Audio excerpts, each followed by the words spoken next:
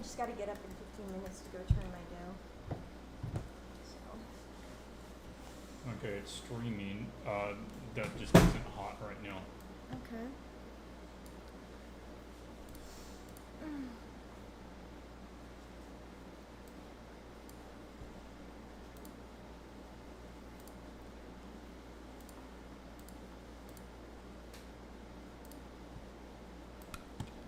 Just trying to put that over there so you can see it.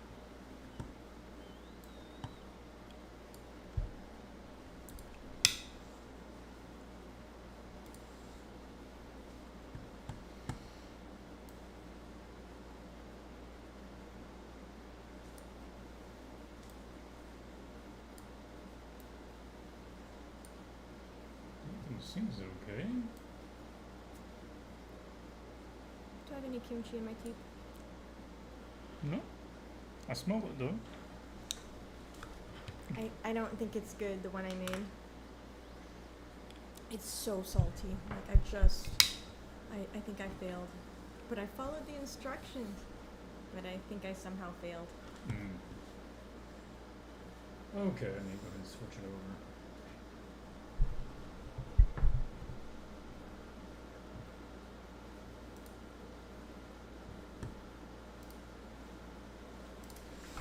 Hello, and welcome to Swatches live stream number 17 for the portfolio reviews. I'm Clint, and this is Diana, and we are here to take a look at your submitted art portfolios. If you're new here, we appreciate you joining us. We're both instructors, illustrators, and we are looking at the submitted work through the Swatches Discord. This is completely free. If you want to get your portfolio reviewed, then all you need to do is go to swatchesdiscord.com and submit your stuff in the video critique submissions. Make sure it's an easy to access location like ArtStation or something. Nothing that's password protected.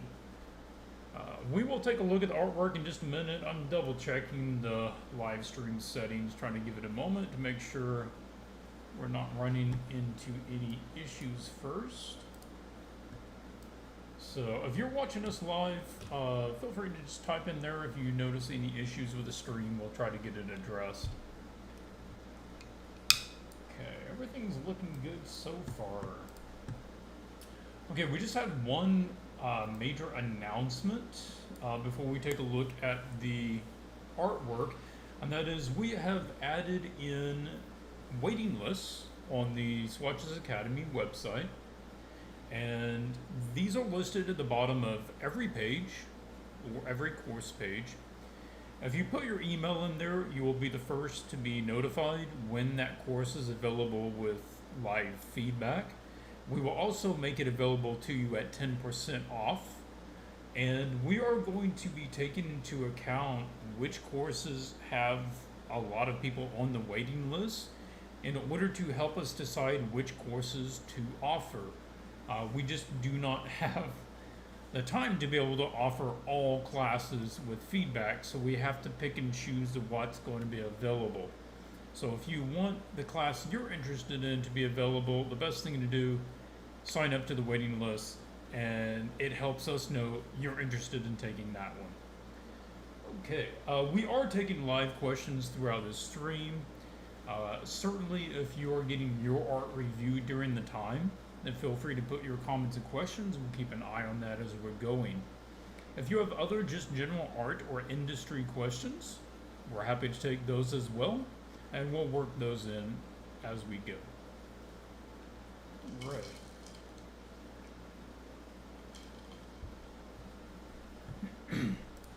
So we'll be taking a look at 6 portfolios today and discussing whatever topics they bring up. So these are the 6 that we're going to be looking at. Right here, we're going to be looking at them in this order, so that you know, if you're getting yours reviewed, you know which one is going to get reviewed in what order. The first one is Matt. And we're going to read Matt's comment first. So that You've been following me since I've been doing stuff on Gumroad, which is a long time. Thank you. I'm glad that you've found it's beneficial. So I've been doing illustration, a stint in gaming a few years back. I'm working hard to get to the level to get hired full time at a bigger gaming studio. Okay, you have a current project, personal project, Night Watch, Fantasy Musketeer story. I like that, sounds good. You're working on 3D blockouts, environments, and NPC, but right now it's mainly characters. This is helpful, guys. If you submit your stuff in, let us know what the sticking point is for you. Like, yeah, let us know what the goal is so we can help direct you in that destination, but also what are you hitting that seems to be slowing you down? So you say you seem to be plateauing. Where should I focus more on the design? Greatly welcome any guidance regarding storytelling, believability, anything that would be missing out. Okay. We might pull up some of these and look at them in more detail, but let's start by just taking a look at your ArtStation page. Okay, right off, it would be nice if not everything was stuck into one of these categories. With only 14 images, it's not so many that you need to start creating categories out of them. Because I would rather just see the images without having to go through an extra click to see the rest. It might seem petty to say, make it accessible in as few clicks as possible. But when a recruiter is going through 1,000 portfolios, Yeah. like all those extra clicks become really annoying, and you don't want to make it hard for them. What they really want is to just click on your link and just see everything here. So Yeah. the categories, unless you have a ton of work and different IPs that you want to separate, Mm-hmm. it's usually not worth separating them. Okay. Now this is better. If I just went here and saw this, so we're talking about there is a minor optimization to the portfolio. Now this is nice. I like having the logos personally when I'm looking at them, and then I know what's related to what, and I feel like that would be sufficient for this number of images to group them together. So let's start with your major project. You already have multiple images in this project, so that's nice.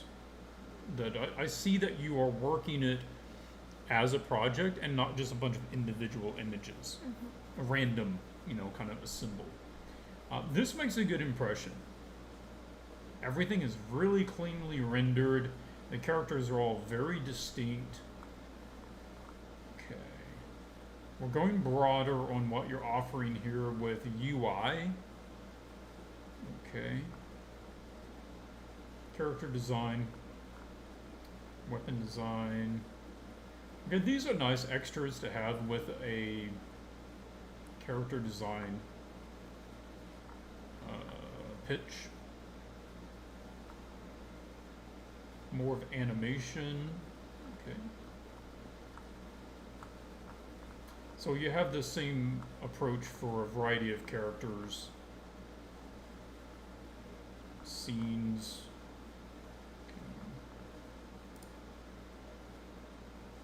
Yeah, this seems quite different. This tells me, illustration-wise, it's not as high quality as the character designs are. These feel at a higher level, proportional to this.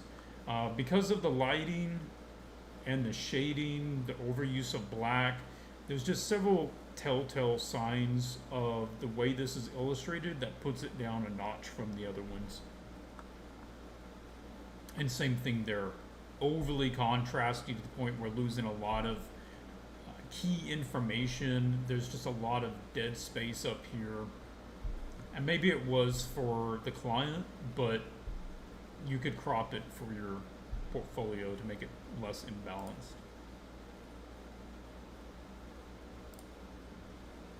Created animated illustrations. Okay.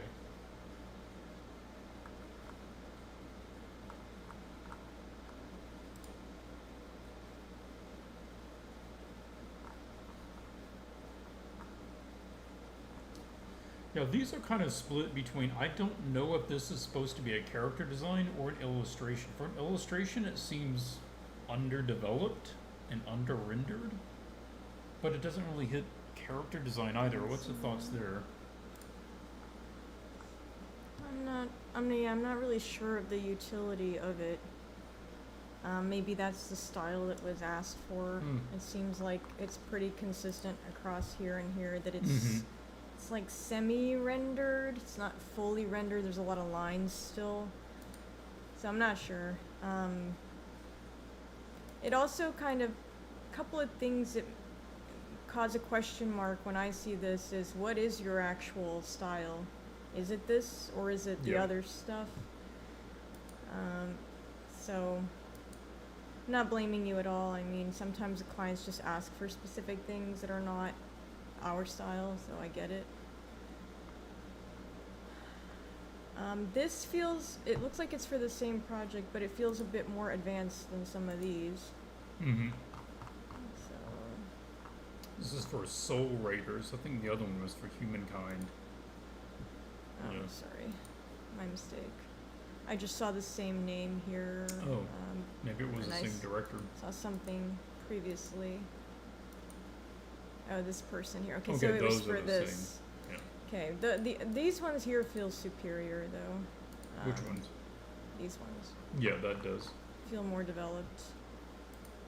Okay, this is like straight up targeting MTG. Alright, was it do a Nissa challenge? Yeah. So that's pretty specific. It also feels like, as far as like your render and illustration, this is probably like the most developed thing so far that we've seen out of all these things. This is actually a full render. Yeah. This is 8 years ago. I don't know if it's comparable to what he's doing now. Yeah, okay. So let's start doing some notes. We are getting a fairly wide variety of style rendering approaches here. This is very different than this line work version, which is different than this kind of MTG version, which is different than this kind of like tight line, no blending painted version versus this version. You're likely going to find better traction career-wise if you double down on a particular one, because you're like trying to run multiple directions at the same time. You're running a little bit this way and a little bit that way and a little bit that way, and you just make more progress if you pick one direction and go that way. You become more competitive at that direction. I know that like sometimes it's just, well, these are the projects I got and these are the clients I got, and they were all kind of all over the place.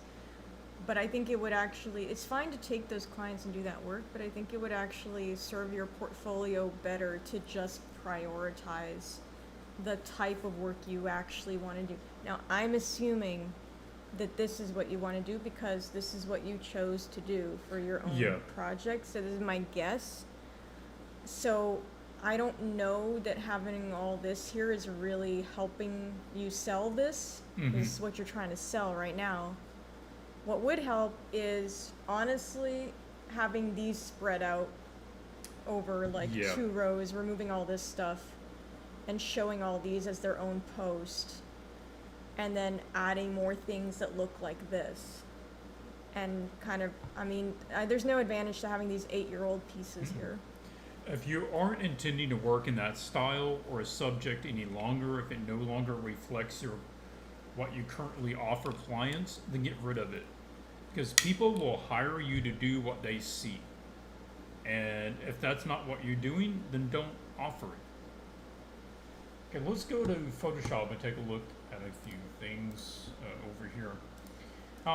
What you're doing currently with this project is sort of a mixed bag, and maybe that's what you want, and maybe it's not. What I see when I'm looking at this as a potential art director at a studio is this guy is trying to be a generalist concept artist, likely for a small indie studio, because you're trying to sort of do everything. We're getting characters, we're getting UI, we're getting locations on some of the other ones.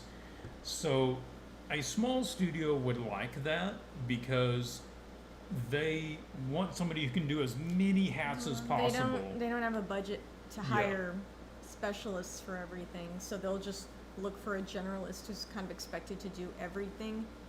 And it looks, I don't know if this is what you're intending, but it kind of looks like you're positioning yourself that way. Yeah.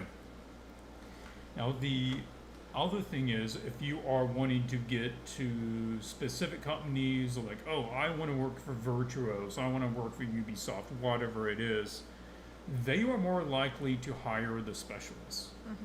So if you're wanting to work at somewhere like that and not be a generalist, then get rid of everything other than the thing you are specializing in. In this case, I think it's characters more than anything else.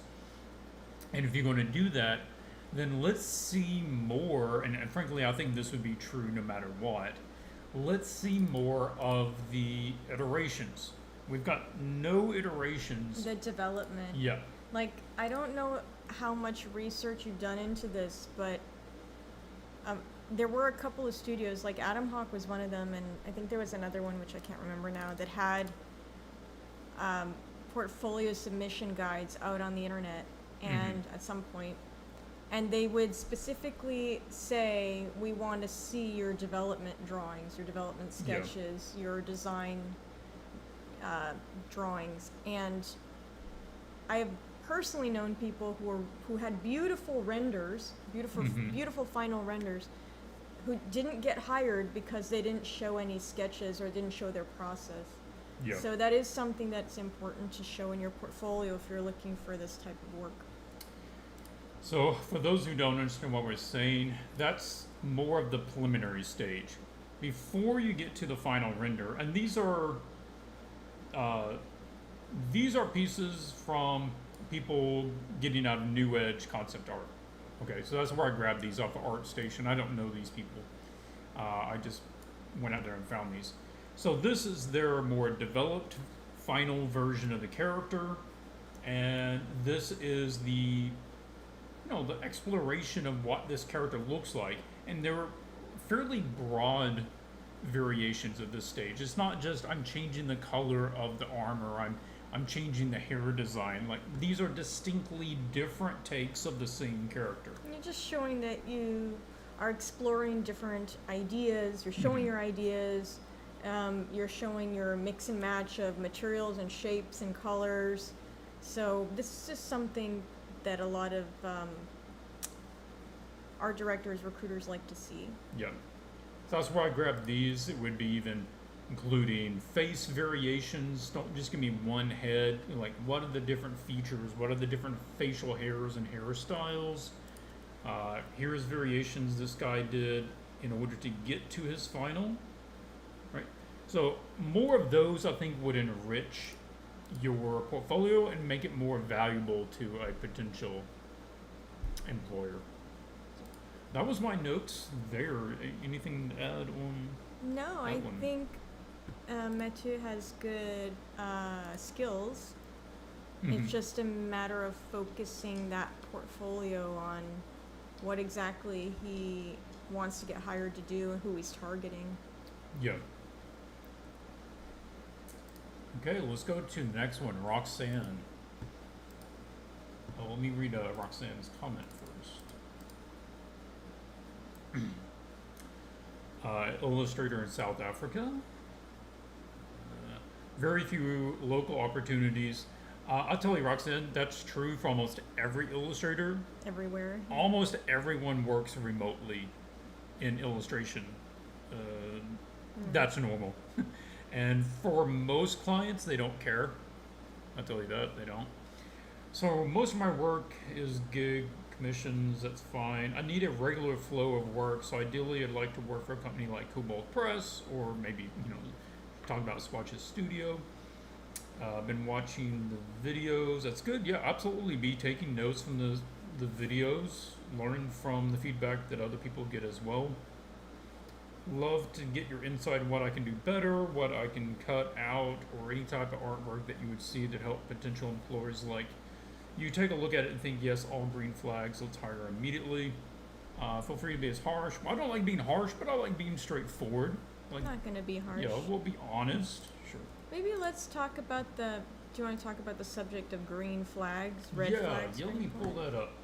So, if anyone in the chat has a comment or a question, Yeah. Feel free to let us know. I'm trying to watch the chat at the same time. There's a light right in my face, but I'm trying to read your comments. so let's talk about green flags.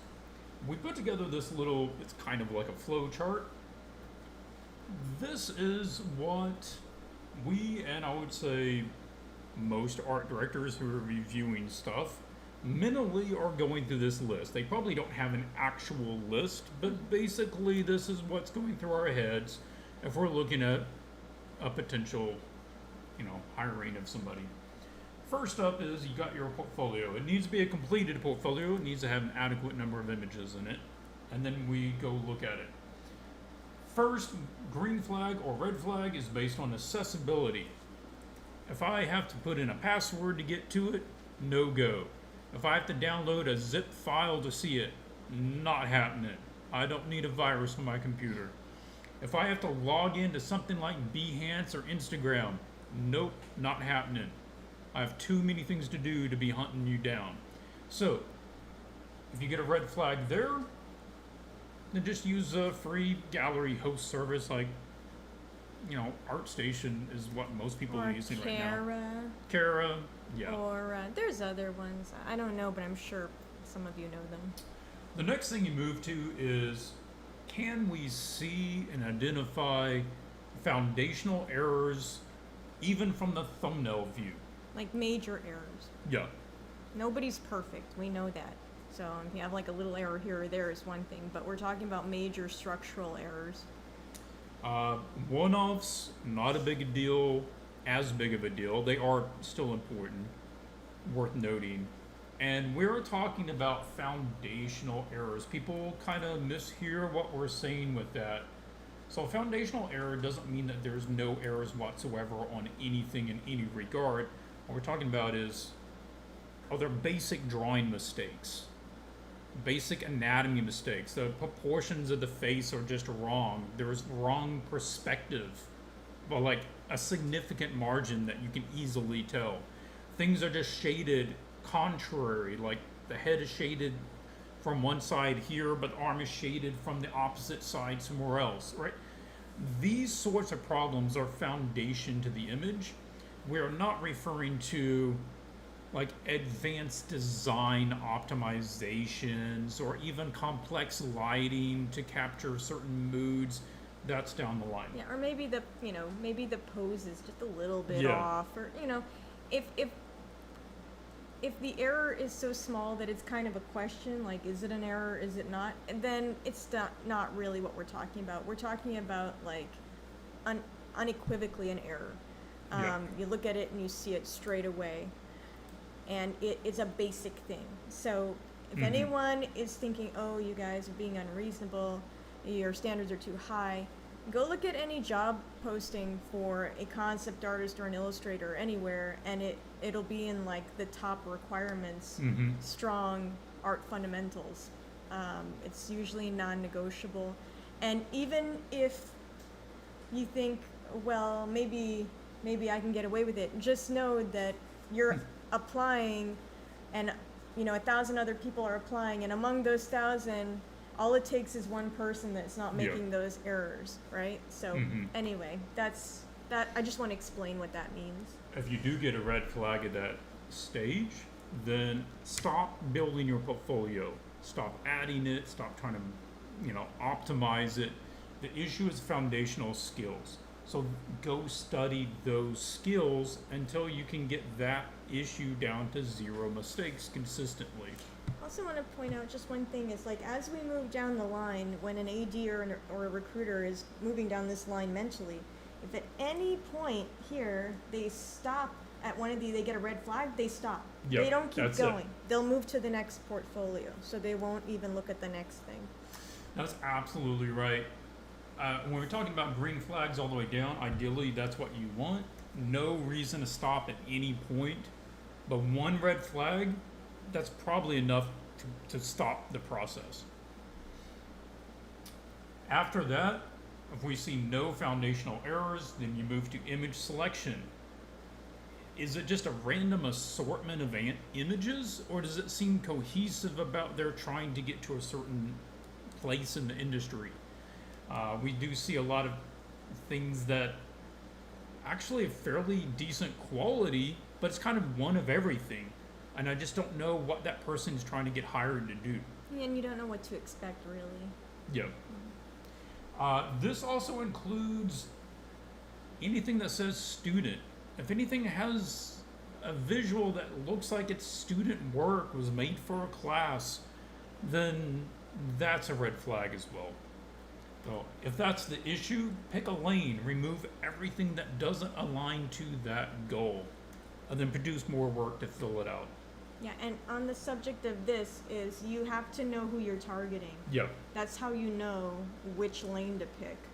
Like you have to make up your mind, and that means you're gonna, when you choose some things, you're gonna exclude others. You can't do everything. Yep. So if you pick like, I'm gonna do stylized artwork, like Hearthstone or more cartoony stuff, whatever, then you're going all in. You kind of have to go all in whatever direction you choose. Next, if you pass that with a green light, a green flag, move to subject matter utility.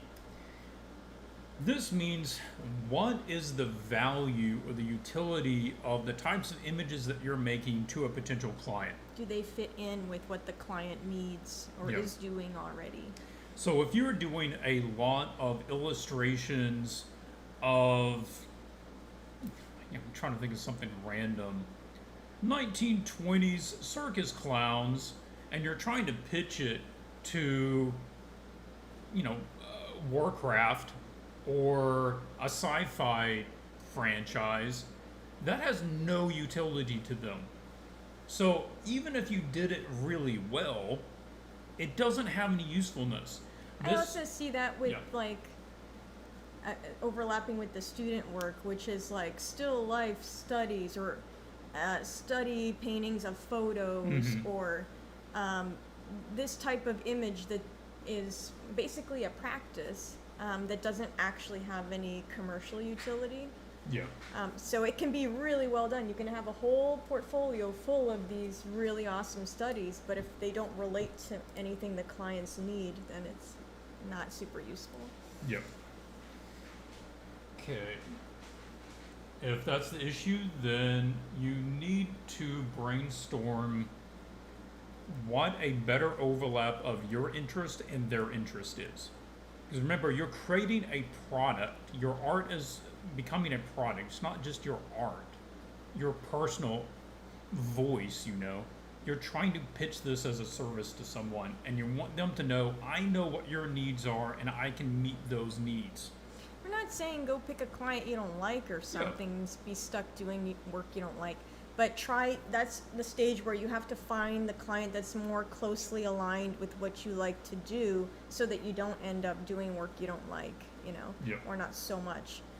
So that stage right there can be a really good stage to pick a client and then get some briefs that align with that type of work and work from a brief and create, specific images deliberately chosen to appeal to those clients. I was looking over the portfolios for potential people to bring on to the studio, and there was quite a number of people who had professional level skills, competitive skills, but they were just in a totally different genre of work. They were doing like animation. Well, that's storyboards. Yeah, storyboarding. Nothing against those skills. That's just not what our studio needed. So, we didn't bring them on because it was a utility issue to the clients that I need to do work for. Next up would be advanced aspects. Any sort of issues with advanced aspects. We're gone past the basic foundational errors. Now we're talking about potential errors with design, lighting, composition, more complex things. And these are the things that you're going to use now to distinguish, kind of rank your top people. So by the time you get here, right, it's an arrow, you're going to rank, you probably have a smaller number of people, all the people that passed all these flags, and now you're going to rank them based on these more complicated aspects. So here's really kind of where the cutoff is this is potentially hireable down here, kind of not up here. If it doesn't work, if you don't have green lights to at least here, nothing's going to happen. Right. This is also the stage where you really could consider mentorships.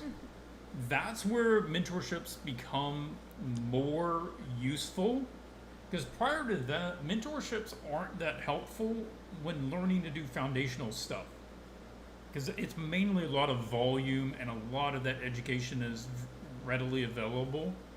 So this is where you need optimization. Okay, say that you're not really making any errors in those levels of design, lighting, composition, advanced stuff. Then it's just a matter of how excellent is it, right? And this goes from kind of your single A to your triple A lead artist somewhere, right? No? Yeah, this is when basically your top people are getting compared and you're really making a choice. And after this is these things, right? And this is where you're sold on everything else, right? The skills are there. You like the images are right in line with what you need. You have trust and faith in the person's ability. Then it's usually an interview and talk to them, and personality. Like, are there any red flags in the person's personality? And that in the video we did a while back, last year maybe, I think it was, with Fred Rambeau. Yes. Fred talks about this, where for him, he reaches this stage, he's been in a hiring position, he reaches this, and then he talks to the person, and if he doesn't like them, he's not going to hire them. If he gets the sensation, anything through the person's communication skills or the way they come across in the interview, the things they choose to say, the things in their About Me page, that's a big one too. I always check that when I've been reviewing candidates. And anything that says this person is going to be a problem for me, this person is going to be hard to work with, this person has a chip on their shoulder or some kind of attitude problem, this person can't take critique, doesn't play well with others, that is like an X right there. So that matters, but it only matters at the end. Exactly, because sometimes we have people that will say, oh, I take feedback really well, I have a great personality, and that may be true. But none of these matter if there's any issues here. Okay, so what we can do is refer back to some of this as we're going, and you guys will understand what we're talking about. Okay. So Adam is here. Hi, Adam. Hey, Adam. Always great to have you. Thanks for hanging out. We appreciate it. Okay. Adam has a channel also, although you guys probably know that, and he makes videos a lot more frequently than we do, so you should go check out his channel too. Okay, so Roxan, you're wanting to do stuff for TTRPGs is the big goal. You want all green flags. Okay, so when you're talking about green flags, that's what we just talked about, was all these things, and this is what needs to be green in order to get hired. Okay, we start here. Now you're on artgram.co. I've not used Artgram before, but this is also perfectly acceptable as like a gallery site. Yeah, looks that's fine. Looks pretty good. Looks like Kara. Yep. Move it over. I think our webcam is right over there. Okay. Good number of images a lot of stuff. gives me a thorough understanding. You really want to have like a minimum of 6 images, illustrations to even can be considered a portfolio. Yep. Mm-hmm. You know, from this level, most decisions can be made at this level without zooming up on anything. And from this level, we're seeing a couple of red flags. Okay? You asked for honest feedback, so that's what we're doing. We're seeing red flags as it pertains to drawing errors and form, shading, lighting errors, value control, and kind of image selection. So, image selection, we're all over the place. And we've got like kind of scenes, standalone characters, props, creatures, variety of different styles, food, portraits, more random creatures, robots. Okay, what this really conveys to me when I look at it is somebody who is still working on their skills, they're learning the media, they're experimenting with different scenarios, subject matters. That is fine. It's totally Okay. natural. We all go through this phase when you are, you know, throwing a lot of things at the wall to see what sticks, and you're kind of experimenting with different. This is totally natural for every artist or most artists in the beginning. But this is where you're at a crossroad, okay? You have been approaching this like a hobbyist. This is what I would consider a hobbyist portfolio. It's a whole variety of things, a variety of styles. It's kind of whatever interested you. Or whatever commissions you got. Yeah, or if you got some commissions. We got some fan art in there. That's a classic as well. And nothing against any of that. The difference is, if you do want to pursue this in a professional manner, then we have to become a lot more serious about how you're approaching it. And that means a lot more in-depth training. It means a lot more intentional about the subject matter you're practicing, and working a lot more from reality and references. There's a key point that I want you guys to remember, and that is imaginative images. What I mean by it's those images that you just make up out of your head, primarily. They don't improve your skills. Okay? They can only utilize what you already know. Yep. Yeah. All you're doing is remixing what's already in your head. They don't actually help you draw or paint better, right? So the problem with a lot of these is that so much of it is made up. There is no reference really to judge these against. So that means that to the degree that you are doing made up stuff, that is the degree at which you are not improving. And we use references all the time as much as possible, because we need the input of good information to help hone us. It's like trying to measure but having nothing to measure against. You can't tell when you're off. You don't know how or where to improve. So that would be helpful. The honest advice I'm going to give you, Roxanne, is don't worry about building a portfolio. I would put a pause on the portfolio building. It's not an issue of subbing out some pieces and bringing in other pieces or leaving other pieces. It is a pause on trying to get clients to the point you can build your skills up to be really competitive. That is the thing that is going to give you the most traction, not like trying to sub pictures in and out. Okay. So I'm going to note a couple of things that are what we're seeing as issues. Now, that doesn't mean that we're pointing out everything, and it doesn't mean that if you just fix these few things, everything will be good. Okay. This is the full version of the face of the character that you showed. There is anatomy and shading issues here. The proportions of the face are off, and it tells me that you don't understand the planes of the face. And this is something that just takes a lot of time, a lot of drawing, a lot of studies to do. So I feel like you're beginning to understand Yeah. it. There's like some distinctions that you're making here on some of the planes. Okay, good start. We need some more practice on just faces. Don't worry about trying to make them artistic or light them in some different way, but just kind of doing some one-to-one studies. And if you can, if you have access to people around you in person to do some studies from life, very helpful also, because photos can be tweaked and can be weird. That's something that you can work on.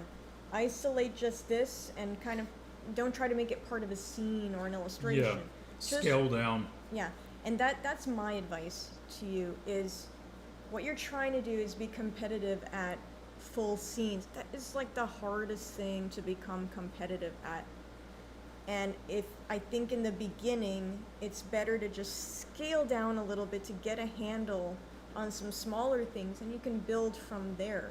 So portraits is a great place to start because the heart of a lot of illustrations is the portrait, the face of the character. So we need that to be good. Another one I would like to point out is this. I feel like this is getting to a good place that is useful. There are some drawing errors with your ellipses here in relation to this, in relation to that, right? And the perspective on them. But I feel like if you just spend some time here on props, fantasy props, things like that, we advise a lot of our students to spend time there. I think it's a lot easier and faster to get competitive at something like this than to do a scene like this, you know, or this one here.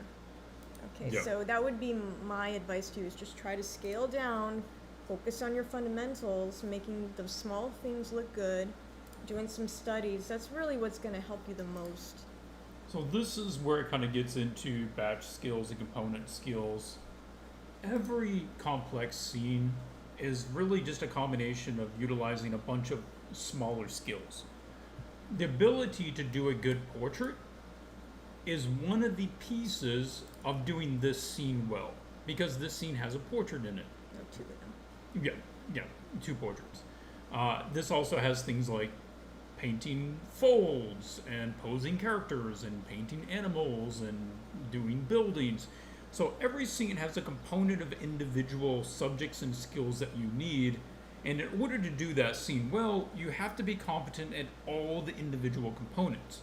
To get good at those component skills, the best way to do that is to practice just that skill. Not forever, Yeah. but until you overcome, you know, Yeah. the problem. So we have this in our career kit too, which is if you don't address one of those core skills, like you don't practice any perspective, you don't practice any form rendering, that issue, that lack of skill in that area is going to be present in all your images. So you can't overcome it by doing just more images. And if you do more scenes, and let's say you're trying to get better at portraits, every scene may have one or two portraits. It might take you a week to do a scene like this. At the end of the week, you only did 2 portraits. But if you spend that week practicing portraits, you can probably do 100 of them. So you can get 100 times better at doing faces in that week than if you just do one scene. See how it works? So I know there are people, there are teachers out there that will say, oh, you don't need to practice fundamentals forever, it's an endless grind or whatever. I'm not saying you need to do it forever, but I'm just saying in a week you can make major gains if you practice something than just doing another big scene. Okay, going to try to keep moving along. Couple of notes. I'm going to show you a few things here. Right now, you're still trying to get your head to understand the 3D form of what you're looking at, which is why the lighting and the forms feel kind of flat. They're not shaded quite right to feel real. And this is kind of an example of that. This is arbitrary shading. It's just putting shadows in various places that feel like maybe they should have shadows, but the lighting isn't consistent. It's not believable. Doesn't have a form shading. These are from the character illustration class. We go over that more in depth in the character illustration class. But this is approaching it from a more realistic lighting, more controlled, more consistent all the way around. Same thing here, arbitrary shading. Yes, there is lights, there is shadows, but it doesn't feel volumetric. It still feels flat even though there's shadows. This is more of a realistic volume lighting to it. And this is kind of what we're hitting on yours. With those characters sitting in the chair, it's a similar thing. The other one would be some things just require more time and more planning to get. So like these are essentially the same scene. Big snow creature attacking the viewer, right? But this is your version. This is a image done for Hearthstone, I think it was. Now look at the difference. We have a lot more character design on one side. We have clear anatomy. We have focal points. Strong gesture. Yeah. Yeah. And a face. Really do need the face. Very hard to sell a guy with no face. So if you're going to be starting a scene like this, grab together, take a couple of minutes, grab some references, see what other people have done of something similar. That doesn't mean copy them, but give yourself a starting point of what to learn from. And this is why references are so important, because you just can't store everything up here. Mm-hmm. Not for every scenario. Yeah. All right. So we recommend, if you can get into doing constructive drawing, that would be great. I'm working on the form drawing class right now. It's not out yet. You can go try to find some other constructive drawing stuff. I do recommend the form rendering class or something similar, and those would be great places to start. And scaling down just for the Yeah. sake of not biting off more than you can chew for the time being. Okay, move to the next one. Abraham. Hope you're doing good. We are doing good. Been Abraham building up. was a student of yours. Yeah, Abraham went through the character illustration class that I was just talking about. Did quite well in that, and has continued with the subject. I think Abraham is here. He's in the chat, or he was. So he has been using the portfolio kit in order to help get ideas for characters to illustrate for his portfolio. There is 300 plus illustration briefs for characters, locations, scenes, all kinds of stuff. There's like a lot. 400 for concept art. And he's using it exactly the way that we recommend it, which is don't try to just come up with something out of your head. Learn how to work from a brief. And these were all the briefs are all made to be things that are tailored for the clients that they would like to see. We created them kind of specifically for that purpose. Okay, your goal is to go full-time illustration for MTG, D&D, Pathfinder, or something similar. You'd like to grow in a similar direction to Aurora's, starting with characters, adding props, creatures, and eventually going up to scenes. I'd love to hear your thoughts, what I'm missing, how can I make my art more useful, where do you think I should go? Okay. Let's quickly cover Aurora's mention there, if you're not familiar with that.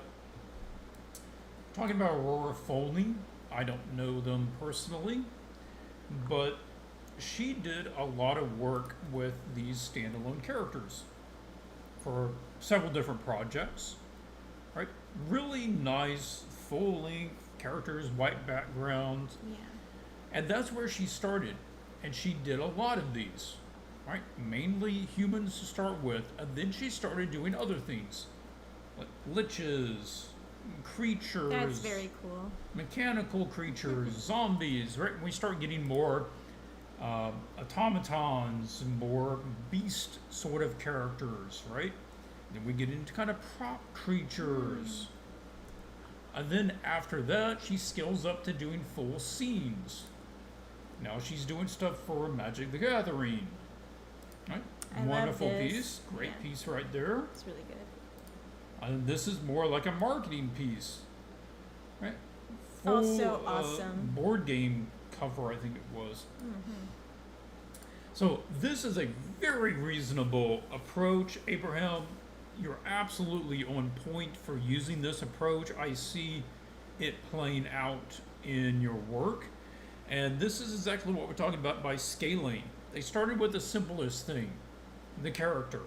And then from the character, they went into non-human characters, doing more creatures. From there, they could expand it to doing full scenes. Just one step up, Yeah. just continuously increasing the difficulty and the complexity. So let's take a look at Abraham's stuff. Yeah, so first impression, real nice. Yes. Yeah, it's tasty, lots of variety, but within the same type of fantasy, game Mm-hmm. type of content. No foundational errors visible on anything. So that's really good. Yeah, nice and professional, clean, looks like proper amount of time was put into everything. Now this is really a focused portfolio. There is no red flags at this point. Nothing that would turn me away other than if the subject matter simply doesn't mesh with whatever property I'm coming from, right? Mm-hmm. So maybe I'm trying to do sci-fi. I don't see any sci-fi. Maybe. Or if it's like too grimdark, Yeah. grungy, maybe it's. So for the art itself, I'm not seeing any issues. Let's pull up and take a look at some of them a little closer. That's nice. Good rendering, good forms, textures are nice. This is excellent. Nice, clean rendering. Nice things, lots to look at, Yeah. Mm-hmm. So we're seeing nice character design here. Material rendering is good. Nice values. Yep. This is going to print very well. Mm-hmm. Yeah. Look how nice. Oh yeah, see that doesn't lie right there. Mm-hmm. Yeah, look at the face on this, and also I just want to call out that this is so nice in here, real nice. Yeah. And you didn't render it to death, Yeah, it's not over rendered. which That's is nice. a special skill. And look at the form rendering is so nice too.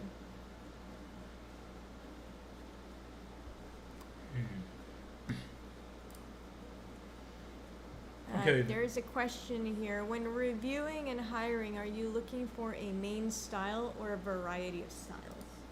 Usually just a main style. Yeah, you will see some high-level professionals have a variety of styles of images in their portfolios. But this is just a sign of their experience, that it's sort of like becoming a virtuoso on the piano. But then over time you also learn how to play the guitar. And then you learn how to do the violin. Don't try to do multiple instruments all at the same time. It's going to slow you being able to make progress in any one of them. But they've simply been doing it long enough that they've been able to add to their skill set with additional skills. But really, you only need one main marketable skill, whether that's what I would consider more realism, semi-realism here, stylized, We call whatever. house style. Yeah. We call it house style, which is realism, semi-realism that you would see in things like MTG, D&D, Pathfinder, and variety of games that have that sort of look. I know there's other styles in those properties, but there is a main style that is the bulk of the images, and we just refer to that as house style. Again, I'm going to call out Abraham, you're doing something good here. I want other people to take note of this. One of the things that we did not add to this, but I'm going to add it to right now.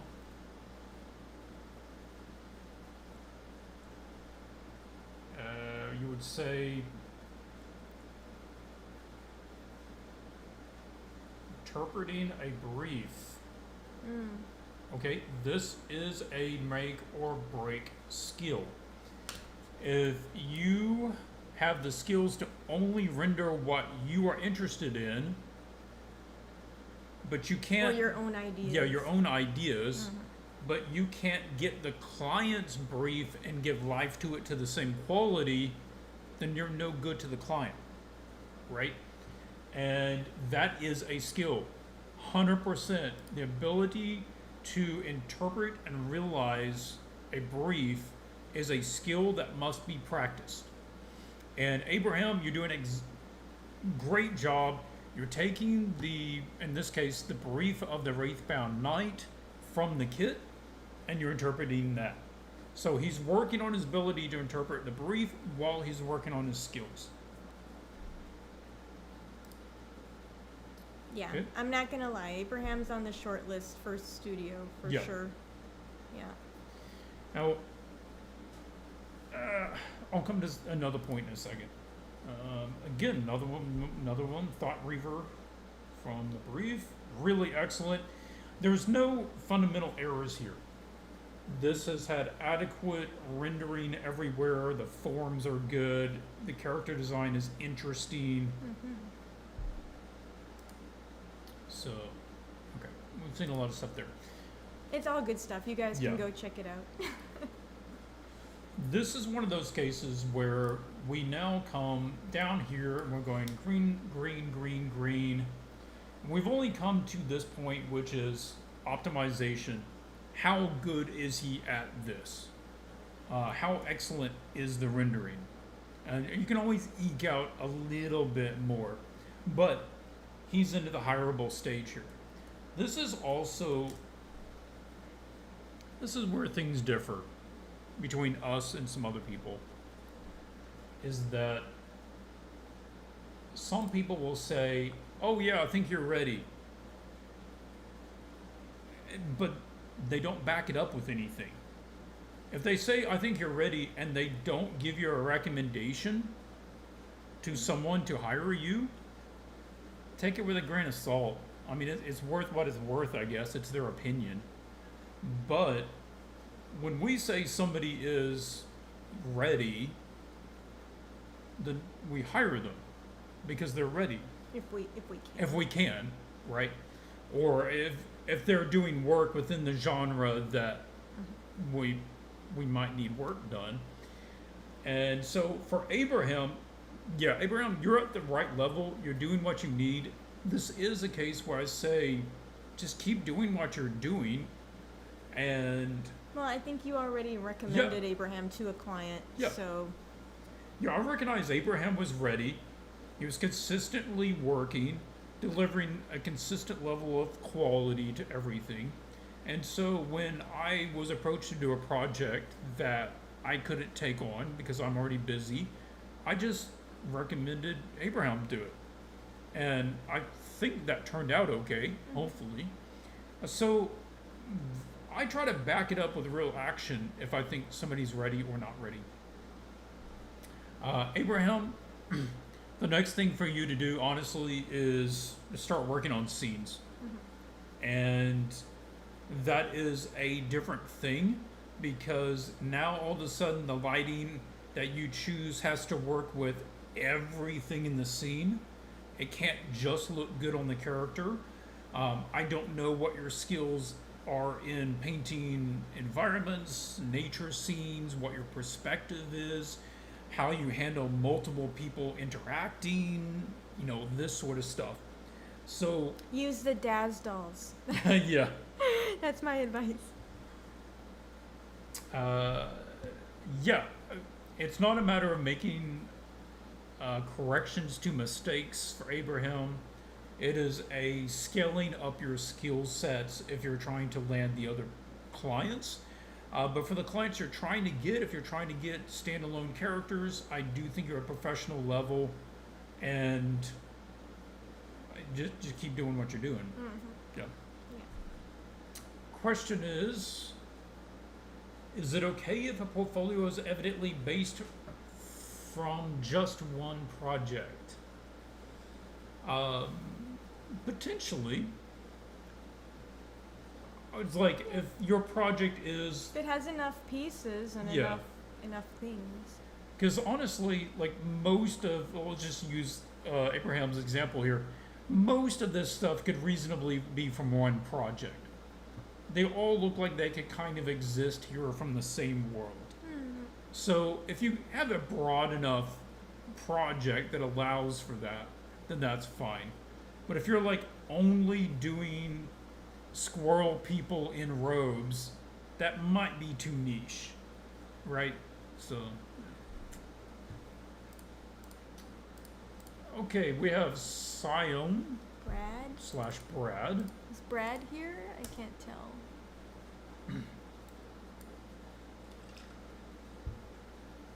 I need to just step Okay. out to check my sourdough. I'll be right back. Okay, Brad, if you're here, let me know.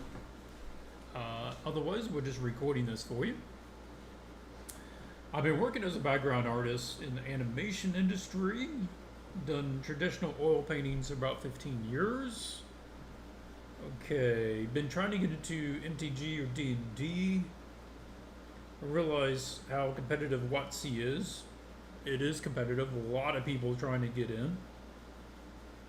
Finding contract work for smaller studios would be wonderful. Yeah, that's a great place to start. And a lot of people, they underestimate the importance and value of trying to land smaller clients on their way to the big clients. They're like, oh, I want to just work for Magic the Gathering. Yeah, but it would honestly be good for you and them to work with some smaller clients first, to learn on the process of working with a client in this manner, so that you can kind of work out the bugs in your process and know better how to deliver on schedule, so that when you do get your shot with them, that you're already comfortable with how the whole thing goes. Okay, getting a little better, going through James Gurney's stuff. Okay, this is nice. You say, I have a new career in IT that supports you, so the personal goal illustration, you're basically not relying on that for your career or income. This is a really nice place to be because it doesn't put as much burden on you to succeed, because that's not the way you're going to pay the bills. Let's flip over here. Okay.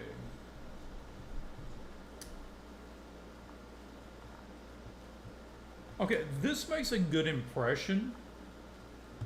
If I was working at WotC, Wizards of the Coast, or a similar company, I wouldn't think that you're there yet, but I think that you're closer than you are further away. This landscape, these two landscapes in particular, probably make the strongest impression. So it does make sense that you have a background in painting backgrounds. Okay. Oil and canvas. Okay. Nice. The environments for MTG and some of these other properties, while you might be able to do them in oils, they probably are faster to do and easier to make changes to if you do them digitally. And I know, personally, I know some people who do environments for Magic that make use of photo bashing to create the image, and they can create a lot of images at a very high level very quickly, and you would be competing against those guys. They can like sit down and do a bunch of them in one sitting. Yeah, I know Which a guy I can't do. who did more than 5 backgrounds for Magic in one day. So, on the other hand, you're going to be spending how many days to paint one image in oils? You know, what I've seen people do, I have not done this because I don't think any of my cards merited that, but if you get like a good card, some people have done the oil paintings kind of after the fact, right? Like Yeah. they do an oil painting recreation of the card if it turns out to be like a good card or a popular card.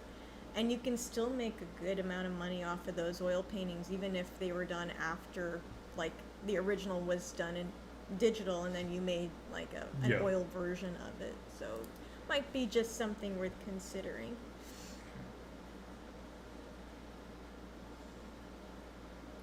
Okay, this is a study.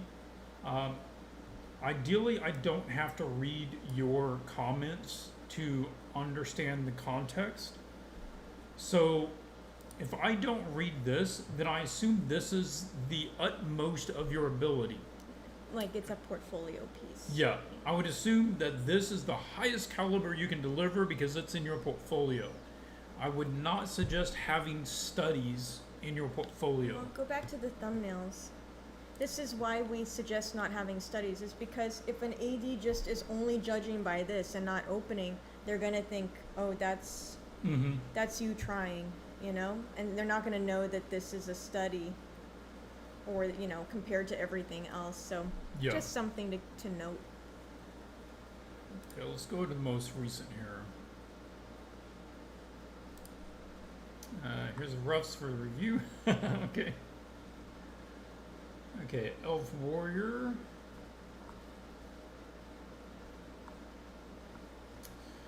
Alright, bit of advice right off. Brad, if you want to do pieces for MTG or similar, I highly recommend you work from briefs. By default, you're only going to choose subjects that you have a relative comfort level with. Familiarity. Yeah. But that's never what they ask you to do. No. Or, I mean, not never, but more often than not, they ask you to do something you've never done before, and then you're like, oh my gosh, I wish I knew how to do this. So it's better to maybe practice some of that. Now you can maybe get, you know, some AI to write you some random briefs to do.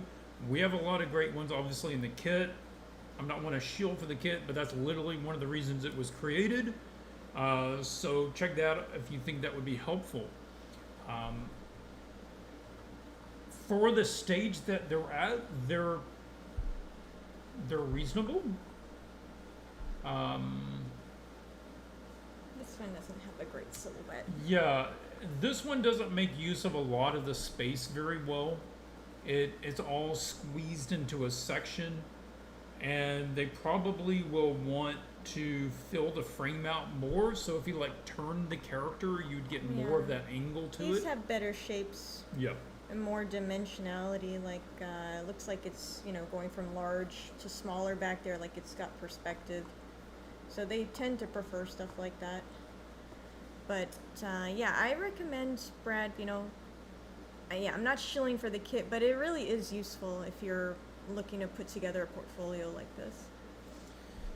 Okay, is it okay to include the design process like sketches and thumbnails along with the final result, or does it complicate things? It's okay to include maybe their approved sketch, maybe a rough sketch. I put those in occasionally, but it's only minorly useful. If they're like stick figures, there's no point. Yeah. You know, and I know some people's sketches are like that, like working artists, or it's like a stick figure, but you don't really gain anything from sharing those. Yeah. Okay. I am not familiar with this character, Sir Conrad. Okay. a lot of people probably don't want to hear this. I'm just going to throw it out there. You're not the first or the last to do You're this. not the first or last to do this, but putting your image in a mock-up card, I wouldn't recommend it. It comes across more fanboy than you being serious. So I think it's a net negative to do that. I wouldn't recommend it. This is like a really advanced piece to do in oils, though, Yes. and you did execute it well. Yeah, there are a lot of strong things here. Let's call out a couple of things.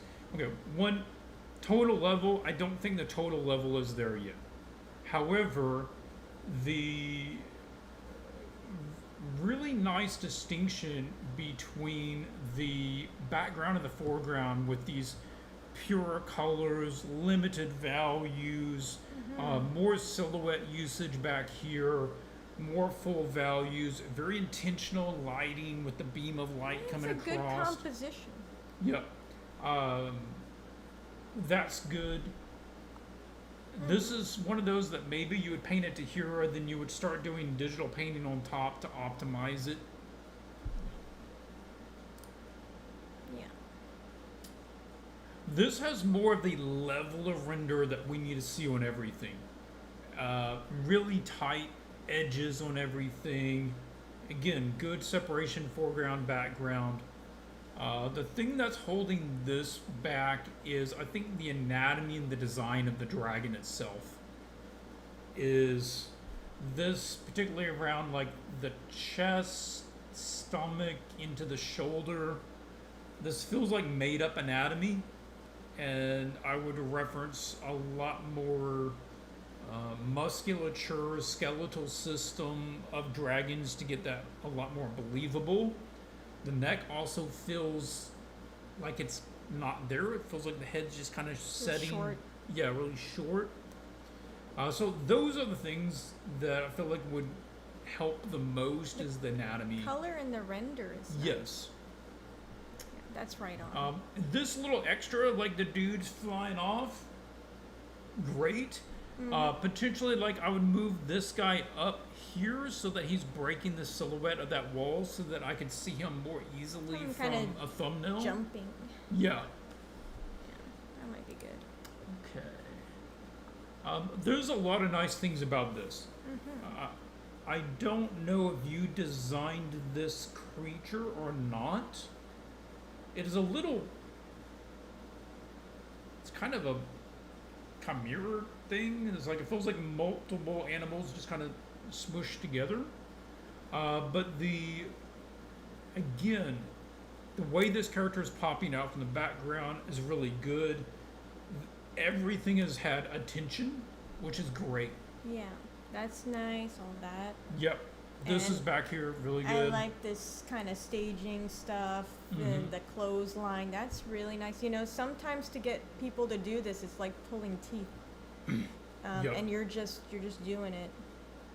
Yeah, and this is also a hard thing to do, which is to have something pop out in the light and in the shadow also. Yes. So good job. That is one of your strengths, is you give attention to everything on a scene like this. Good understanding of lighting, very intentional about where your light and shadow patterns are so that you're getting good value pairs. There's great value pairs all over this thing.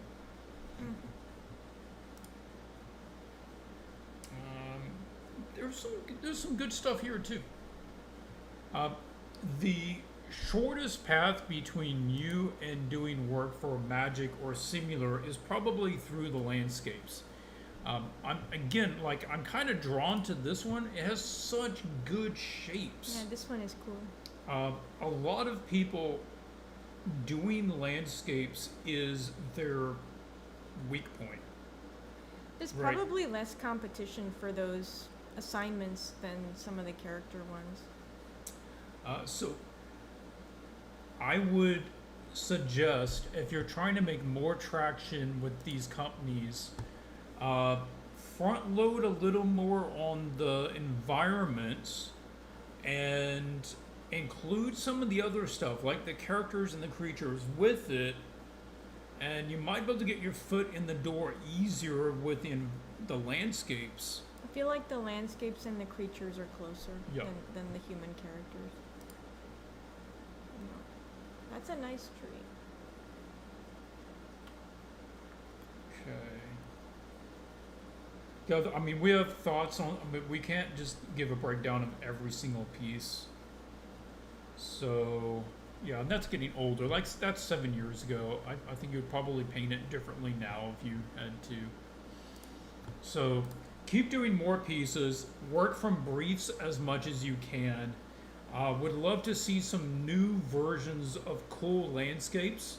And honestly, just go for all the standard locations that you have in Magic, like mountains and plains and ocean or whatever it is. There's like 5 or 6 different kinds of landscapes. But do your version of them set in different kinds of worlds. That would be a good place to start. You might also want to consider when you do that having some man-made stuff. Yeah. Because frequently they want you to have some kind of architecture or building, like in what was the one, the Egyptian one? I forget now. Amonkhet. There was like a bunch of landscape cards that was just like the Egyptian temples and the landscape, and sometimes they want you to do some man-made thing with the landscape. So that's like another area you could expand into to show them a more, diverse range of things that you can offer. For that, if you have not spent any time learning any 3D, I'm not saying you need to become an expert 3D, but it would be immensely helpful doing buildings. Yeah. Because running perspective lines is very helpful. That'd be good. So yeah, that's our feedback for you. Yeah. Hopefully that's helpful. Who have we got next? Pablo? Pablo is next. Comment was, you want to specialize in character design, so it's mainly character pieces. Been applying for a few places, but so far no success. I wonder if making more generalized work, like environments and props, would help.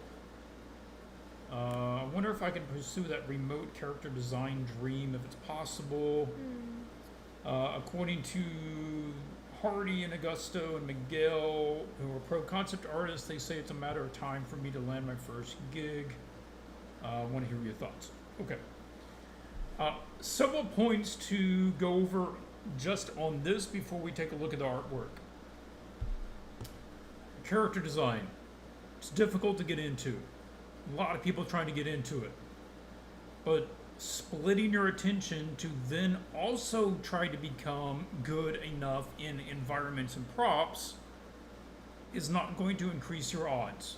I think props is not a bad thing to add, to be honest. It's like if you can do a character, you should be able to do a prop, which is not as complicated as a character. And frequently the characters need to have some kind of prop. Those are the only two that I'd say would go together potentially. Yeah. I wouldn't go into the environments if you're having trouble hitting the level with what you're doing. Don't try to be doing scenes. Don't be trying to do creatures or mechanical stuff or vehicles. Like, just stick to the characters and whatever kind of props they might be holding. Like, that stuff. The goal is really just to hit that level where you're getting the client's attention, or at least a response. Now, down here, different point. These people have told you it's just a matter of time. Now, a lot of the viewers out there have probably heard something similar. There's 2 real ways to take that, and 2 different ways that can be said. I don't know in what manner these guys phrased what they said. Number 1 way it could be meant is you have completely adequate skills. It's just a matter of you need to send your portfolio to more places until someone who has an opening brings you on. I would put Abraham in that category with his character illustrations. They're at a competitive level.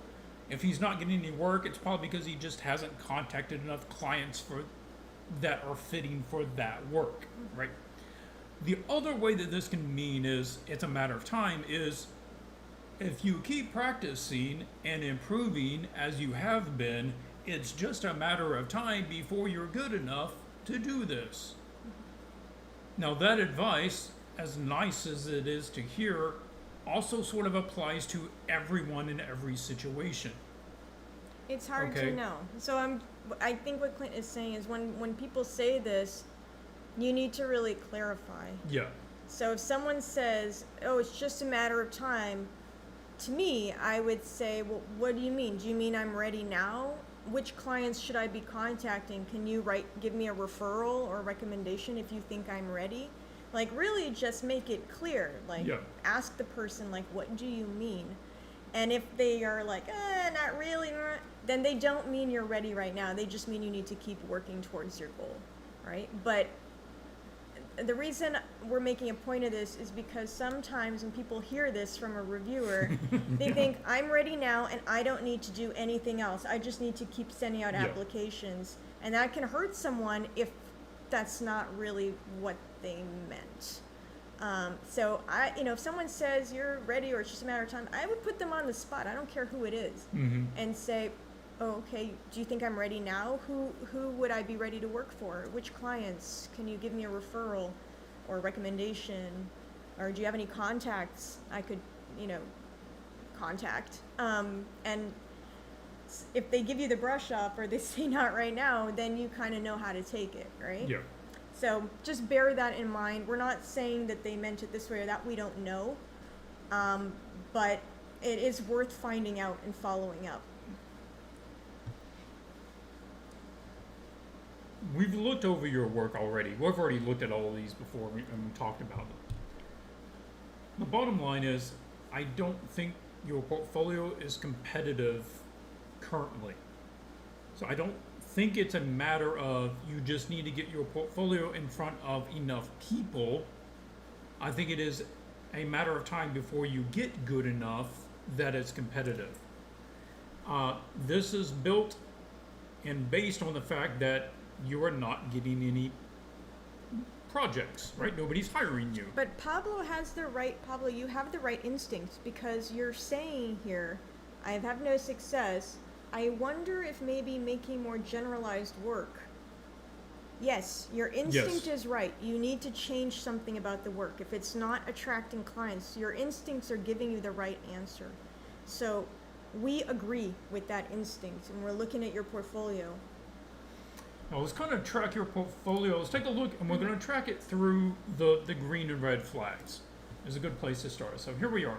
ArtStation, good, simple page, easy to get to. I like that. Okay, right off, we're looking for any drawing errors, any foundational errors. Not so much. I feel like there's some things that are weaker, like there's some anatomy and face on that guy that feels a little but unless I see something really serious here. The main thing that I'm seeing is, one, some of this stuff just really doesn't fit. Like, All of this. yeah, actually. basically these last two rows. Maybe that one too. And yeah, honestly, from here down, you could take all that stuff out and it would strengthen the portfolio. Okay, coming up here, we have a lot better resolution rendering of everything on these rows. Okay, so let's pull in. Okay, just assume nobody reads any of this, because art directors don't read this stuff. Okay, so I'm just looking at the drawing. Things that I do like, the drawings are nice and clean, honestly. They're not over-rendered. They're not trying to look like a photo. They are doing a good job of doing what it needs to, which is conveying the design of the character. That's the whole point. Okay. Oh, thanks for dropping by, Adam. We'll be in touch soon. Okay. Yeah, we got another character and there's a lot of call-outs, back views, Also want to weapons and stuff. point out your good presentation. Everything's Yes. laid out, properly spaced out. It's clean. I can see it really well. Yeah. Okay. Another thing that you're showing is your ability to thoroughly design the subject. So we're getting not just a standing pose, we're getting the back view. We're getting the helmet open and closed. Get the gun. Yeah, we got the gun. We've got the gun in its articulation stages as it's operating, as it's coming out from under the piece. We've got what maybe the character would look like during the game, right? Another scene with the character. These I would put as more optional for a character designer. You may not be asked to do a full rendered scene. I don't think these are helping much, Yeah. to be honest. This is more useful. If you want to spend more time doing something like this is better. These are better. All right, again, articulation stuff. I would have liked to have seen, oh yeah, okay. We needed, yeah, more of this. Of how did you arrive at the design you got to? These are good. This is good. This is probably, this might be getting a little too sketchy, too rough. Too small. This is probably as rough as you would want to put in the portfolio. At this stage, this is more like your personal roughs in order to get to this stage. And this is likely what you would actually show the client. You probably wouldn't want to show them that stage. It's fine. Okay, good. Yep. Those Alright. are neat. I don't know what this creature is. I don't know the scenario. Okay, you basically do the same process. You're going through designing in multiple views of the thing. The callouts are good. I like that. All right. Helmet designs. Okay. And we have several characters along the same lines.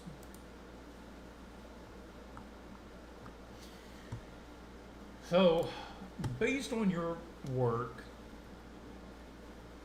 what we're getting is it accessible? Yeah, good. Foundational errors, very little, with negligible. Image selection, random or cohesive. I think it's cohesive within itself.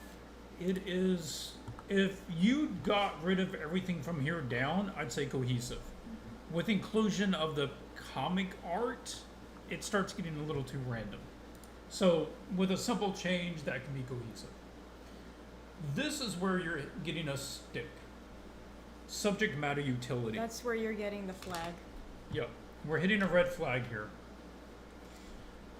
Most of the work in the portfolio, assuming that we get rid of everything kind of from here down, most of the work is not very useful to most clients, which is not a great place to be in.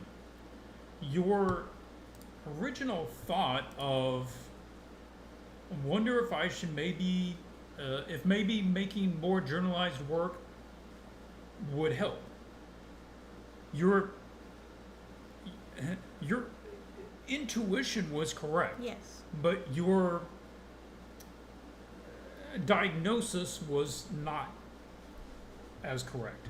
So instead of trying to go to a different subject, like, oh, now I'm going to do environments, we want to tailor the work to the type of thing, the general things that the clients would be having you do most of the time. Here's a question for you, Pablo. You need to ask yourself, this is not for us, is who are you targeting? I don't know. Which clients, what companies are you trying to work for?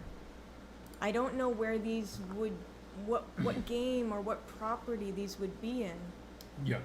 So again, like, you have the skills, you're drawing well, you're painting well, your presentation is nice. It's just the um, the designs are very, very random and weird, Mm-hmm. and I'm, kind of almost like some of them are bordering into surrealism, and that stuff has a very limited use. Like, it's fine for a personal project for yourself. Everybody's got their personal projects, and some people have very weird personal projects. Super different from what they do commercially, like Sergei Kolosov is an Yep. example. Personal projects way, way weird and different from what he does commercially. And that's fine to do. What we're running into here is that that stuff is your portfolio, and it's super niche, right? Yep. Like, it's very, very limited in appeal. So I think this is what's holding you back. That would be our diagnosis. The rule of thumb that you can go by, and everyone as well, is the subjects that you're covering. Can you think of multiple, like 3 or more properties that this subject would fit in that have been released in the last 5 years? Or 10 years. Or even 10, yeah. We'll make it even more broad. I can't think of 3 properties that this character would fit in that's been released in the last 10 years.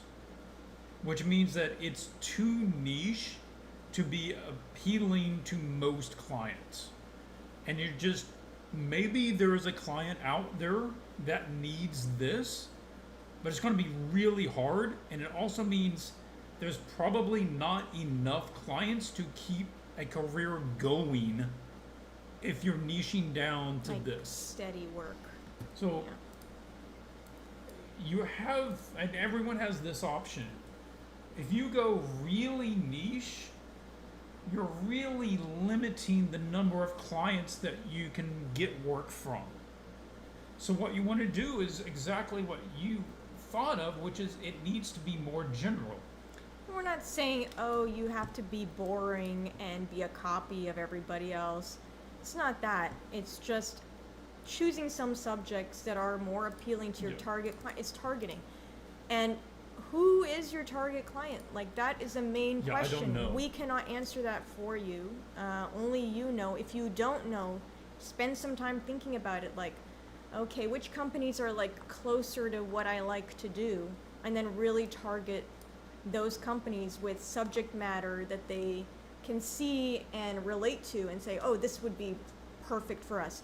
Because if you're looking for employment, what you want to do is remove all doubt that you're the right person for them. You want to convince them right away strongly that you are the guy. So yeah, they want to be able to look at it and feel like this guy's exactly on my wavelength. He's ready to go. He knows exactly what we need.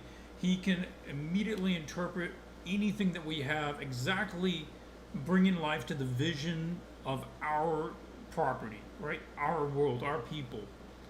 And right now, I don't know who that would be. I don't know who fits that bill. So Pablo's one of the rare artists that has the skills. It's not his skills holding him back. It's really subject matter choice. This one is probably one of the most, or the most useful one you have. Yeah, honestly, just do 10 more characters like this, right? Different people, whatever world this is, close enough. It's kind of like a sci-fi western dystopia, I don't know. But more like that. Put it in that world. That's close enough for enough people that do men, women, old people, mutants, whatever fits this. Also, I don't know who it was, which artist, somebody from Riot, Andrew Silver, said something, I always remember this. He said, if you can't name it, don't draw it. So this is just a way to prevent randomness and like throwing random things at a design. It's like, if you don't know what it is, what you're putting there, and you don't know the name for it, there's no word for it, doesn't have a purpose, don't add it. Because we're getting in some of the designs like just a lot of random things, shapes, and objects being thrown on, or just kind of artifacts. So be careful to not put style over substance so much. Yeah. Yeah. So I know that you're trying to stand out. Everyone is. That's the point of the portfolio, is you're trying to stand out. Right now, what you've been doing in order to try to stand out is you've been hitting the strange key. Make it stranger. Make it weirder, right? You're hitting the weird button over and over and over until we arrive at a character that's so weird that it doesn't really fit any clients. So instead of hitting the weird button, hit the quality button. Push the quality up so high that nobody can ignore your skills. Now I'm going to go back to where Igor Sid.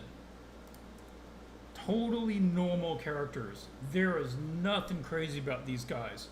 But they are done at such a level of expertise, you cannot ignore this guy in the industry. And if he sends in his portfolio, you'd be like, I can't think of a reason why you would not hire this guy. It's hard to beat this guy. And he's doing the things that he would be asked to do 80% of the time. And he's showing that I can get a simple thing and do it crazy well. Yeah, and I can do it like 10 times. And they're all really different too.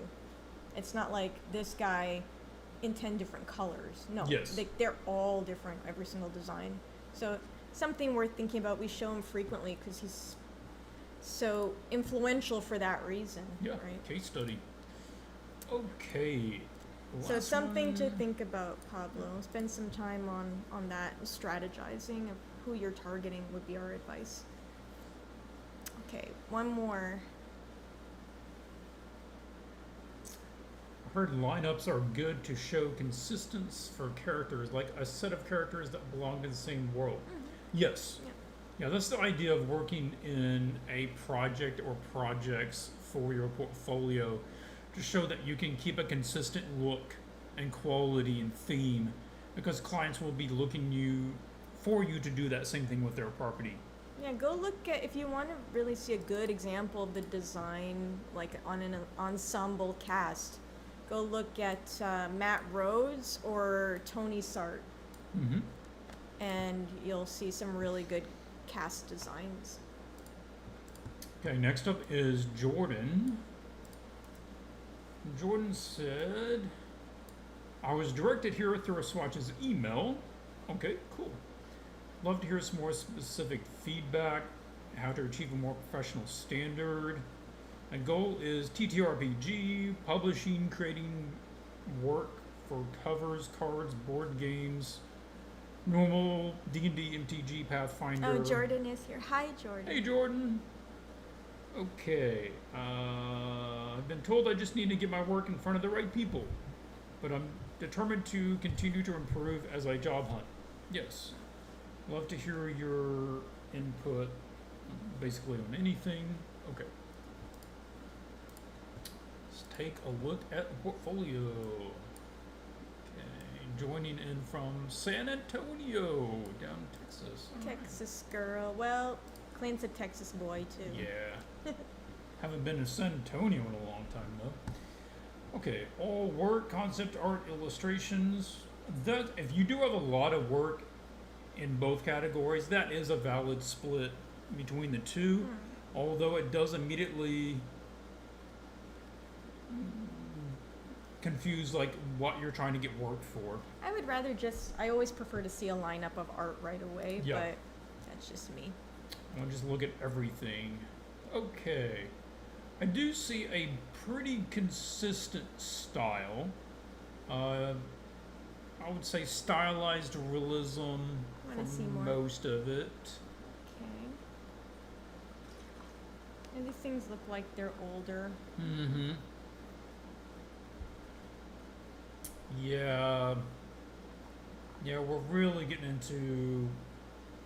Yeah, I would say clean up a lot of this. This stuff may have been really good, really meaningful to you, studies, but you're going to be perceived as being more professional if we can take off a lot of this older stuff. I'd start here maybe. Yeah, maybe this row down, take all that out.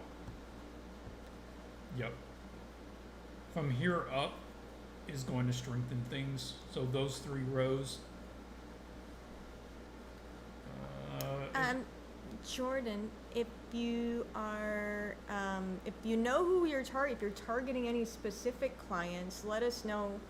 Otherwise, we're just going to make assumptions. But if there are specific companies you're targeting, yeah, they said ideally D&D, MTG, Pathfinder. But these are not the style that you're doing. That's why I was confused here.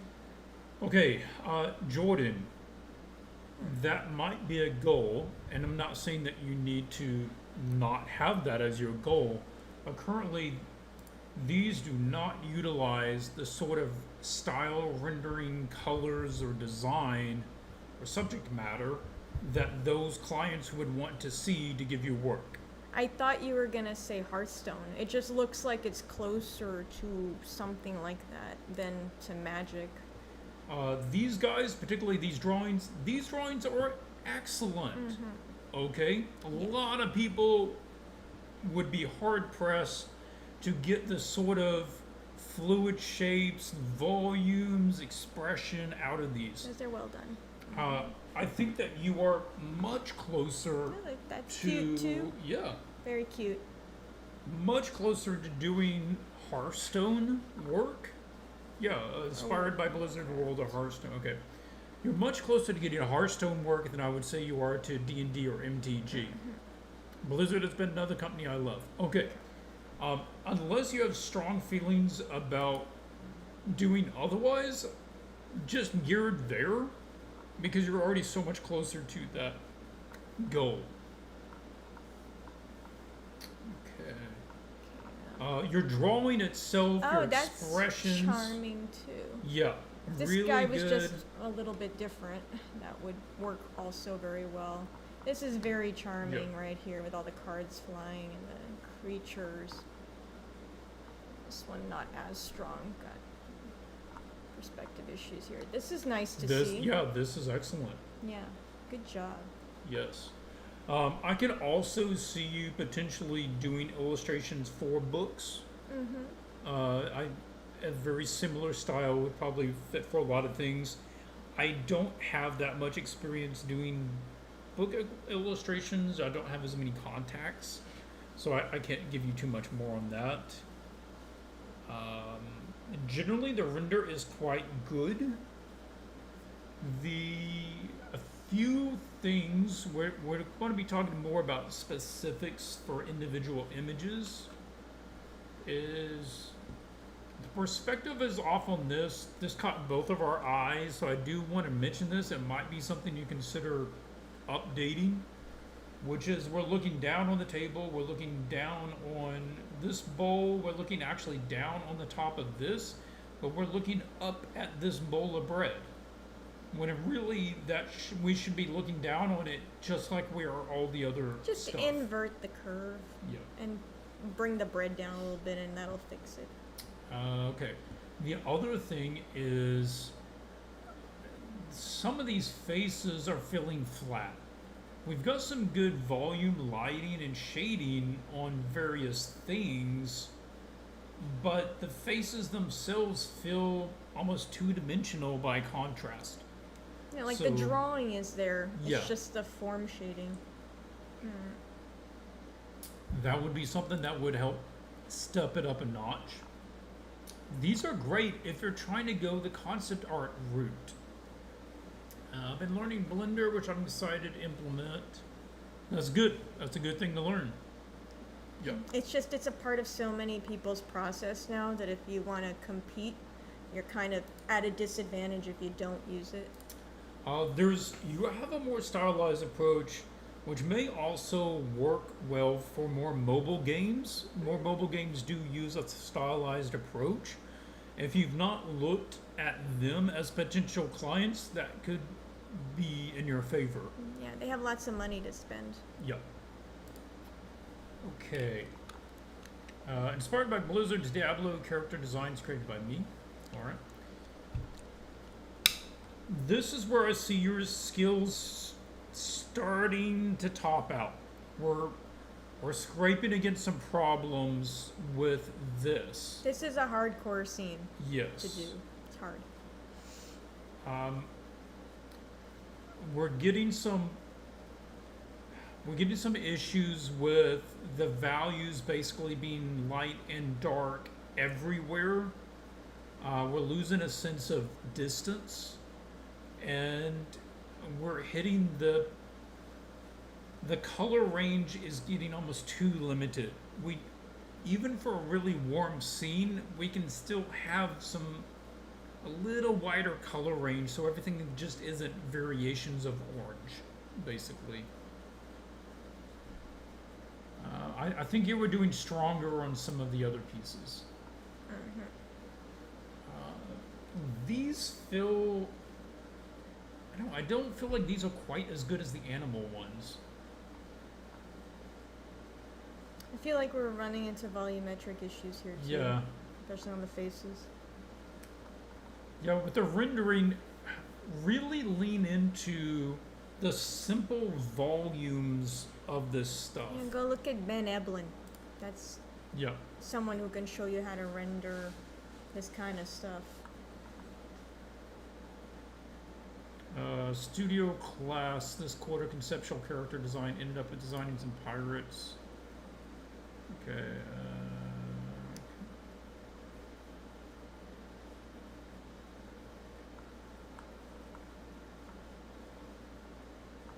Okay, this is a good practice. Again, this is probably too stylized for Pathfinder, D&D, and Magic, but I also feel like it's not quite stylized enough for things like Hearthstone. So you're kind of in between right now, and you're likely going to get better traction by committing to one side or the other. Okay, this is underdeveloped. This could be a cool scene, but it just has not been developed enough to really be engaging. It needs more rendering. It needs better value control, because if I half squint, most of this just blurs together basically into one dark mass with a couple of orange bits. And for clients that print things, MTG, D&D, Pathfinder, that's going to be a major point. It's got to print well, and it can't print flat. And you can even test this out yourself if you have a printer at home, or anybody that's thinking about this. It's like, print something out on your printer at home, and you'll see when it has too many darks, and the value control is not there, it will just look like a matte dark blob. It'll look really, really dark. And a lot of the colors or like subtle differences between the darks that you see on a screen, on a monitor, will completely flatten out when it's printed, and it'll just be like the bottom 20% of the values will just flatten out to black. So just keep that in mind. Okay, another thing that you could consider doing, if you're considering book covers as a direction, do book covers for stories that people already know. All right? Because again, the skill of interpreting a brief is crucial. Yeah, so here, this is your own story that you created. Okay, how would you do a cover if we gave you a cover assignment to do The Lion, the Witch, and the Wardrobe? What would that look like? Or let's say a publisher hired you to do a cover for a new edition. What would you do? Or some other, even we saw some, I don't know who it was, who did those Harry Potter covers, and they were just terrific. And everybody knows Harry Potter, and everybody knows those characters, but that person brought something really fresh to the table with those designs. So, you know, could be Alice in Wonderland, could be anything. You know, give yourself an assignment that lots of people know, and then they can really connect with your portfolio piece when they see it. Okay, because this is what you run into. And the reason that we're saying this is I can't judge completely how successful this was because I don't know the story this is representing, right? So you could have just changed the brief to match the image, and I wouldn't know that. So it's not an accurate way to show me your skills, because that's not something that you can do on the job. You can't change the author's story to match your image. But if you do a story that everyone already knows, then everyone can already tell how successful it was.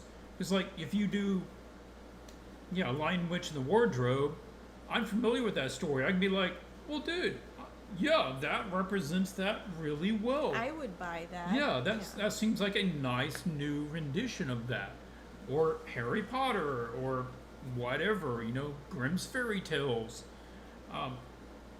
This is a way to create basically instant repertoire rapport with anybody that's looking at your stuff. It just gives them a way to connect with your stuff because it's more familiar, So there's a lot of good stuff going on here, Jordan. I think it's just a matter of you deciding which kind of direction you really want to lean in. Okay, let's point out a couple more things and we'll wrap it up. Let's pull up some of the scenes over here. This shows a lot of good skill.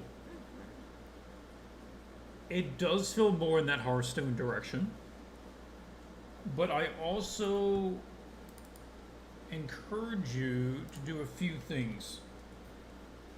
One is the face isn't quite there. The anatomy's off a bit, and it's really tricky to do an underlighting on a face and still make them look pretty.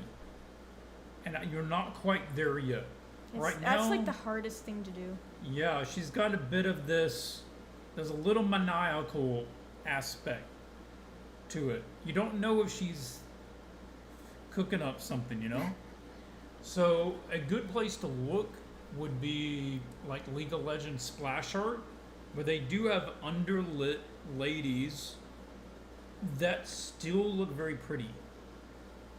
And see how they're handling the forms. Because the underlighting, just by its nature, like if you look at yourself in the mirror, right, you underlight yourself with the phone, it has just naturally a sort of menacing look. Yes. And so that's where the difficulty is not making your character look possessed or scary. It's gotta be soft, real soft. And you notice that they're doing a few things. One is they're not putting the underlighting directly under like the middle of the face. They off-center it. So it's more over here, right? That way they're not getting as much of this mustache shadow, right? So here we're still getting some raking light across that area that keeps it brighter. They are keeping less darkness around the nose.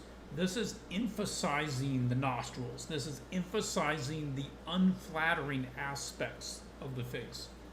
So that sort of change would not make or break the image, but it would step it up a notch. Other things is, again, kind of the stylistic thing of she's clearly more stylized, and some of this stuff is more stylized, but this feels very realistic. Like photographic. Yeah. It looks like a different style of rendering. I mean, if you look at the hair and then you look at this, right? Even the apple versus that. Yeah. Some of these things here are very realistic, and then others kind of bordering on cartoony, and it creates this kind of, takes me out of it, right? You want to keep people in the illusion. Okay. This is inconsistent with the other work.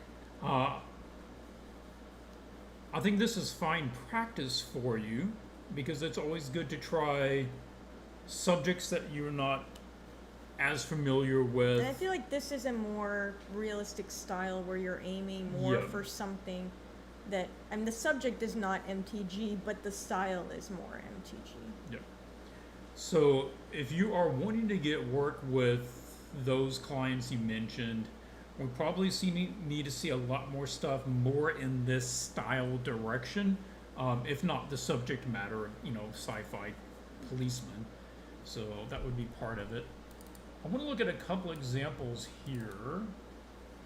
So this guy, Felipe Martini, who was, I think he's a lead illustrator with major studio, Blizzard or Warcraft or something. It just reminded me of this. So on your face down here, it's a similar sort of stylization to the animal head, but we're getting a lot more form here, right? And we're getting that sort of flatness over here. And if you could bring that same sort of form to yours, it would just make it even stronger. So that's what I was talking about, feeling a little flat. Agreed. Okay. Another one is Guillerme. Guillerme teaches our Intro to Stylization class. And he does stuff for Hearthstone as well. And he's a good example if you're looking for how to bring out more volume and three-dimensionality of all the individual forms. Take a look at his stuff. And this is also a good example of doing a scene that is really warm. Lots of yellows, lots of oranges, lots of reds, but it still has other colors in it. Where I feel like this would actually do well with a similar direction of maybe the foreground guy has more cooler tones. It doesn't have to be super colorful, but just having a little bit more. Because right now all we have is two colors. It's this sort of gray and then the red-yellow tone, and that's all we get. Yeah. Guillermo also really does focus on form and volume a lot. So it's worth just taking a look at his stuff if you haven't. But there's many Hearthstone artists that prioritize that, so. Yeah, Felipe. Oh my gosh, yeah. So Felipe is a really good one, I think, for you. Is an example of what is like a high tier of the kind of direction of art that I'm going in. And use that as kind of a metric to aim for.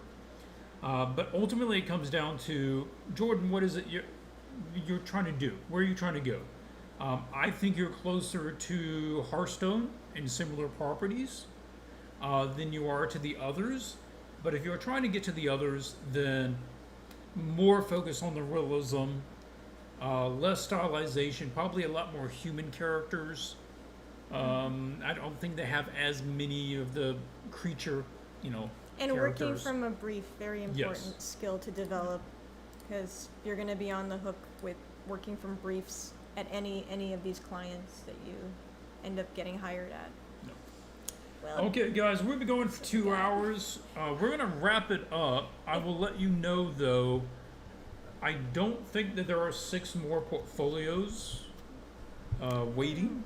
So whenever we hit a new batch of 6 in the Discord waiting list for the reviews, we'll do it again. If anyone watching this wants to get a review, they're free. You just go to the Discord and post in the video critique submissions channel a link to your portfolio, and if you go now, you'll probably be in the next one. Yep. If anyone has any questions they want to ask Clint, let me know, or let us know in the chat, and we can answer anything before we wrap up. But yeah, we're always trying to be helpful, and we know what it's like to be trying to get work and trying to target your portfolio and trying so many things, and you second guess everything. We totally know what you're going through, can relate, and it's painful forever, by the way, because in the beginning you're second guessing because you're like, oh, I don't know I'm good enough, or who's gonna hire me, how can I keep steady work. And then once you start getting that, then it's like, oh, every piece I make now has to be at this level, or people are gonna think I'm slipping. They're gonna think I'm no good. You know, Clint and I, it's like a whole other kind of pressure after you get to a certain stage in your career where it's like, you don't even want to sit down to paint anything unless it's going to be awesome, unless you're sure it's going to be awesome. Because if it isn't, it's just a waste of time and energy, right? So it's like that constant pressure to perform. So be careful what you wish for, that's what I'm saying. All right, looks like there aren't any questions, so I guess we'll wrap it up, and we'll see you guys in the next one. Oh, wait. Wee is here. Hi, Wee. Is Character Portraits gonna be live in the fall? Okay, we are not having any live fall classes. The next time we're going to be doing live classes will be the winter. So those classes would likely start in early January with sign-ups. I'm aiming for Black Friday, which would be late November probably for the sign-ups. Mid-late November, somewhere around there. And Character Portrait's going to be available? Possibly. For self-study, for sure. Self-study, they should definitely be available. That's also where we're going to be looking at the waiting list. So if we've got 50 people on the waiting list for fantasy illustration, and we got 3 people on the waiting list for character portraits, we're going to run fantasy illustration because we can fill it out, and there's more people that want to do that. So whenever we don't have character portraits listed right now, but when that gets put up there, then absolutely go put your name out there. Let us know that you're interested in it, and we'll give it higher priority. Yep. Well, yeah, so good question, Wee. Any other questions? I'll give you a couple of minutes because there's like a delay. Yep. And if not, then we'll just wrap up.